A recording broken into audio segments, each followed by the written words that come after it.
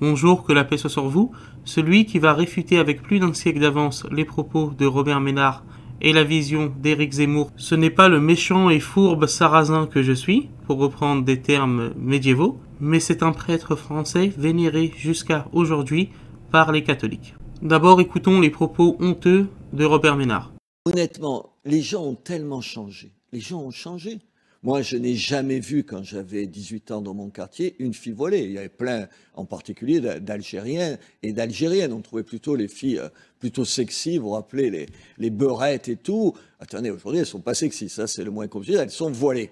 Cela prouve bien que Ménard est un gauchiste, un hippie, parce que ses paroles ne peuvent pas venir de quelqu'un qui se dit conservateur, qui se dit de droite. Impossible. Cela montre une fois de plus que M. Ménard n'a absolument aucun honneur.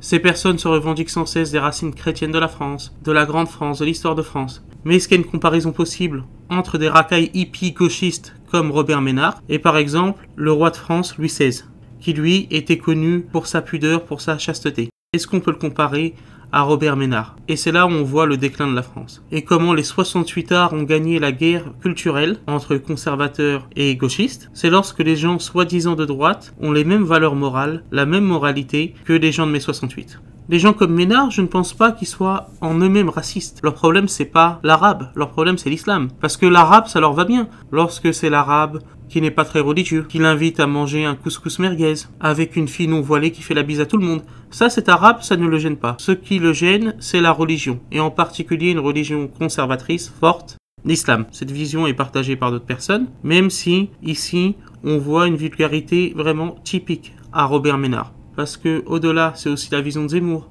Si Zemmour n'aime pas les féministes, n'aime pas le féminisme, ce n'est pas pour les bonnes raisons. Lui, Zemmour, il n'aime pas les féministes parce que le féminisme, ça empêche un peu ce rapport qui est selon lui propre à la culture française, ce rapport latin entre l'homme et la femme, de séduction. Si les gauchistes comme Zemmour n'aiment pas le féminisme, ce n'est pas parce que le féminisme est un danger pour la société, mais parce que le féminisme les empêche de sortir une blague de mauvais goût à leur secrétaire, de faire des compliments à leur secrétaire ou à leurs collègues de travail. Donc pour des gens comme Zemmour, la France c'est la séduction, c'est la drague, et on pourrait presque ajouter le pinard. Et après, ces personnes-là vont avoir le culot de se réclamer des racines chrétiennes de la France. Voyons ce que dit le curé d'Ars, qui est un prêtre du 19e siècle, c'est pas le Moyen-Âge. Et c'est une réponse intéressante à Zemmour qui parle de l'islamisation, qui empêcherait les femmes d'aller dans les cafés. Ça, pour Zemmour, c'est le grand combat à mener, être sûr que les cafés soient mixtes. D'ailleurs, toutes ces histoires de cafés qui refuseraient les femmes en banlieue est quasiment totalement imaginaire. Le combat de Zemmour, c'est ça. Le combat du curé d'Ars, son combat à lui, c'est contre les danses, et notamment les danses mixtes, contre l'impureté, contre le manque de pudeur.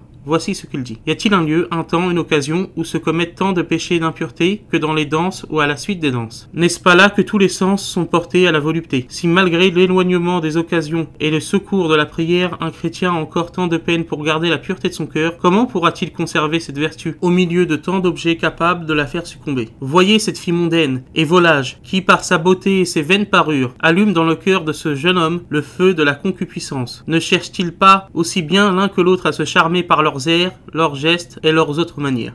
Ce passage sur la séduction n'est pas du tout Zemmour compatible. Comptez, malheureux, si vous le pouvez, le nombre de vos pensées mauvaises, de vos mauvais désirs et de vos mauvaises actions. N'est-ce pas là que vous entendez ces airs qui flattent les oreilles, enflamment les cœurs et font de ces assemblées des fournaises d'impudicité? Je veille sur mes filles, dites-vous. Oui, vous veillez sur leurs toilettes, mais vous ne pouvez pas veiller sur leur cœur. Allez, père et mère réprouvés, allez dans les enfers où la fureur de Dieu vous attend, vous et les belles actions que vous avez faites, en laissant courir vos enfants. Allez, ils ne tarderont pas à vous y rejoindre, puisque vous leur en avez si bien tracé le chemin. Vous verrez si votre pasteur avait raison de vous défendre ces joies infernales. Ah, vous en dites plus qu'il y en a, j'en dis trop. Eh bien écoutez, il n'est pas un commandement de Dieu que la danse le fasse transgresser, ni un sacrement qu'elle ne fasse profaner. Ceux qui se livrent à la danse sont des victimes engraissées pour l'enfer. La danse et les bals sont le moyen dont le démon se sert pour enlever l'innocence, au moins aux 3/4 des jeunes gens. Combien de jeunes filles à la suite de la danse ont perdu leur réputation, leur pauvre âme, le ciel, leur Dieu. Le démon entoure une danse comme un mur entoure un jardin. La danse est la corde par laquelle il traîne le plus d'âmes en enfer. Donc, pas du tout Zemmour compatible pour l'instant. Parce que Zemmour nous dit que la différence entre l'islam et le christianisme, c'est que l'islam c'est la soumission, il faut se soumettre à Dieu. Alors que la France, pour lui, c'est la liberté. Pourtant, ce curé nous parle de la crainte de Dieu. Et promet quasiment à l'enfer les parents qui laisseraient leurs enfants aller vers ce genre de lieu de danse impudique. Et là, on est au 19e siècle. Qu'est-ce que dirait le curé d'Ars sur les danses aujourd'hui? Cette jeune fille paraîtra de temps en temps à la Sainte Table, il me semble que c'est l'Eucharistie, mais elle paraîtra aussi dans les danses, les assemblées où les bons chrétiens ne se trouvent jamais. Allez, pauvre hypocrite! Allez, fantôme de chrétienne! Un jour viendra où vous verrez que vous n'avez travaillé qu'à vous perdre. Donc on fait quoi?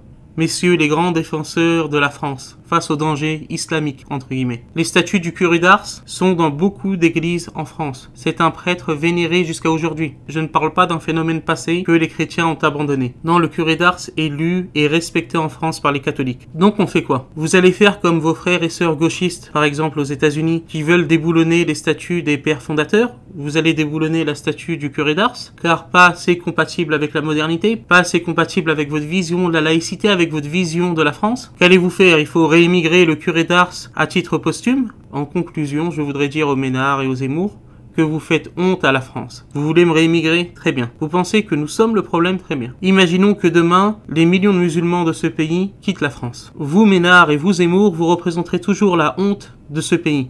La honte de ce pays face à des personnes, et je suis musulman, donc je me reconnais pas dans ces personnes, mais face à des personnes qui au moins étaient respectables, comme le curé d'Ars. Face à des personnes de grande valeur, comme Louis XVI. Face à ces grands Français, vous serez toujours ce que vous êtes aujourd'hui, des gauchistes et des minables. Que Dieu vous bénisse et que Dieu vous garde.